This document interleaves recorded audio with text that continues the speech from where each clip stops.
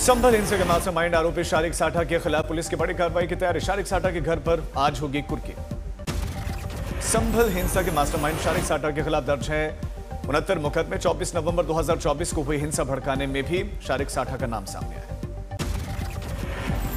साल 2020 में जाली पासपोर्ट के सहारे भारत से फरार हो गया था आरोपी शारिक साठा। एसआईटी के नोटिस के बाद भी 30 दिनों के समय सीमा के अंदर हाजिर ही नहीं हुआ।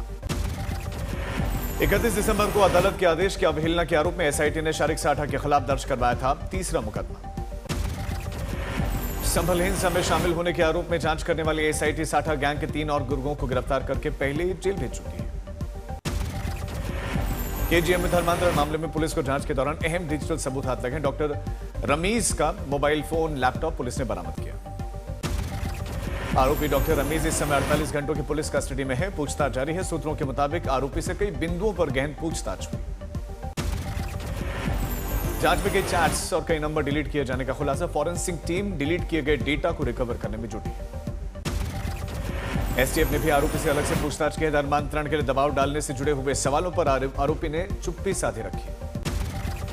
जांच के दौरान लैपटॉप में कई हिंदू लड़कियों के फोटोज मिले। साथ ही नेपाल सीमा तक संभावित संपर्कों को लेकर भी जांच तेज।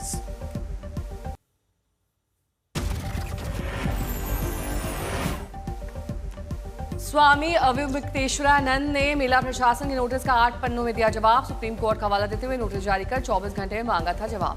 जिम्मेदार अफसर नोटिस का जवाब लेने के लिए नहीं मिले तो गेट पर ही अनुयायियों ने चिपका दिया जवाब। मेला प्राधिकरण के भेजे गए नोटिस को बताया गया अपमानजनक।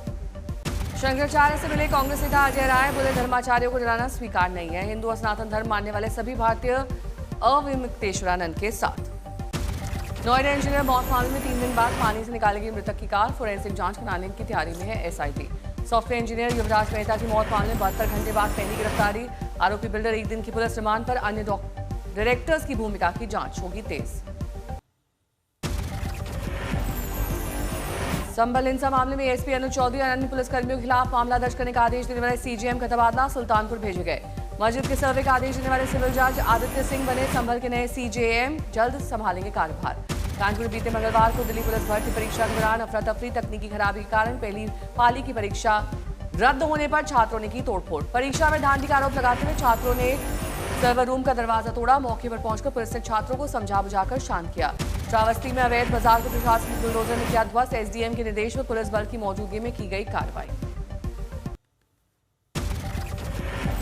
ग्रेटर नोएडा के धनगौर कोतवाली इलाके में फैक्ट्री से निकलने वाले जहरीले पानी पीने से 25 भेड़ों की मौत हो गई। 50 से ज्यादा भेड़ों की हालत गंभीर है। पीलीभीत पुलिस ने नकली कप सिरप बनाने वाली फैक्ट्री का पर्दाफाश किया। मौके पर बड़ी मात्रा में नकली कप सिरप और उपकरण बरामद। पुलिस ने नकली कप सिरप बनाने वाली फैक्ट्री का खुलासा करते हुए यह बताया कि आरोपी फर्जी डॉक्टर है और यूट्यूब से नकली कप सिरप बनाना इसने सीखा।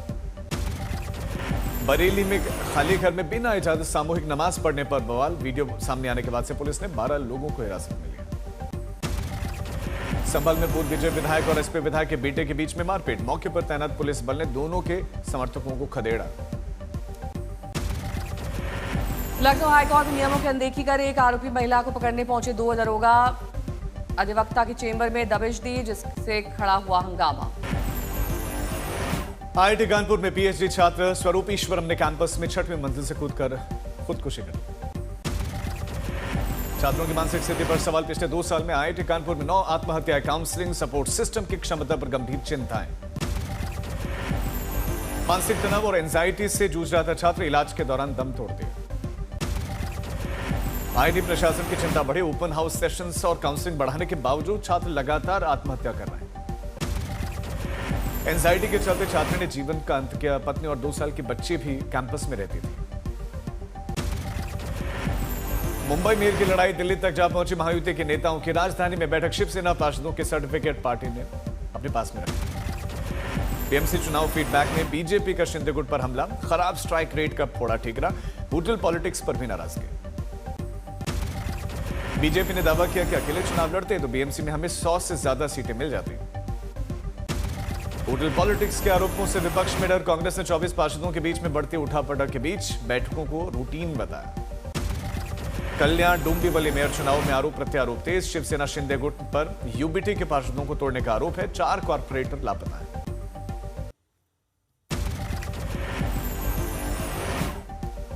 वनडे का बदला टी20 सीरीज मिलेगा भारत। आज से शुरू हो रही है भारत और न्यूजीलैंड के बीच 5 मैचेस की टी20 सीरीज। नागपुर में खेला जाएगा सीरीज का पहला मुकाबला। 7 फरवरी से शुरू हो रहे टी20 विश्व कप के लिए बेहद अहम रहने वाली है ये सीरीज। आज मैदान पर उतरते टीम इंडिया के कप्तान सूर्यकुमार चंग इतिहास 100 टी20 मैच खेलने का कीर्तिमान स्थापित करेंगे।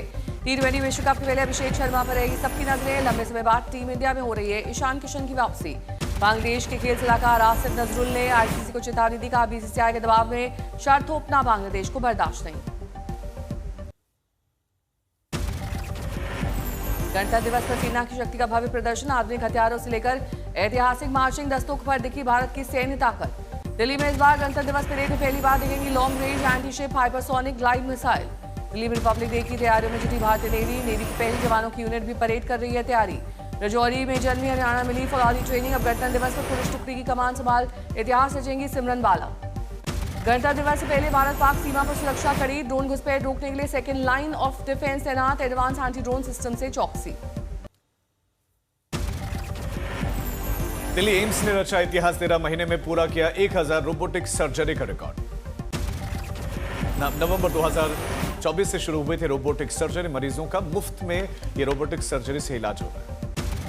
मथुरा के वृंदावन के प्रसिद्ध सुदामा कुटी के शताब्दी महोत्सव कार्यक्रम में शामिल हुए धीरेन्द्र शास्त्री। लोगों ने स्वागत किया। बाराबंकी के गड़ियनपुरवा में 79 साल के बाद पहली बार बिजली पहुंचे और गांव में पहली बार बल्ब की रोशनी पहुंची। प्रयागराज के संगम तट पर प्रकृति का अनोखा नजारा। साइबेरियन पक्षियों ने संगम तट पर को पूरी तरह से घेरा। प्रयागराज माघ मेला में बसंत पंचमी के चौथे स्नान के लिए तैयारियां पूरी। 55 से 60 लाख श्रद्धालुओं के पहुंचने की उम्मीद। सुरक्षा के जबरदस्त इंतजाम। किन्नर अखाड़े के आचार्य महामंडलेश्वर का तुलादान। किन्नर अखाड़े के आचार्य महामंडलेश्वर कौशल्यानंद गिरी उनके शिष्यों द्वारा उनका तुलादान किया गया। माघ मेले में पहली बार पर्यावरण संरक्षण को लेकर पहल की गई। वाटर वुमन शिप्रा पाठक ने निकाली पंचतत्व पर्यावरण पदयात्रा। त्रिवेणी के किनारे पौधे लगाए गए। केदारनाथ के कपाट खुलने के शुभ मुहूर्त की तैयारियां शुरू। शिवरात्रि के दिन तय होगी तिथि। उत्तराखंड की चारधाम यात्रा में केदारधाम पहुंचने सबसे ज्यादा यात्री। यात्रा मार्ग के साथ साथ धाम में यात्रियों के दर्शन और ट्रैफिक समेत बाकी व्यवस्थाओं की तैयारियां शुरू। दिल्ली एनसीआर में मिटाई गई ग्राफोल की पाबंदियां। हवा की सुधार के बाद लिया गया फैसला। दिल्ली समेत उत्तर भारत में बारिश की संभावना। 22 से 25 जनवरी के बीच होगी बारिश। दिल्ली में लोगों को ठंड से बचाने के लिए जगह जगह लगाए गए नाइट शेल्टर। एम्स के पास शेल्टर होम का लोग ले रहे हैं सहारा। मनाली में 5 दिवसीय विंटर कार्निवल का शानदार आगाज। पर्यटन और लोक संस्कृति का अनूठा संगम। मनाली विंटर कार्निवल में देश के विभिन्न राज्यों की संस्कृति की दिखी झलक। मुख्यमंत्री सुखविंदर सिंह सुक्खू विशेष रूप से मौजूद।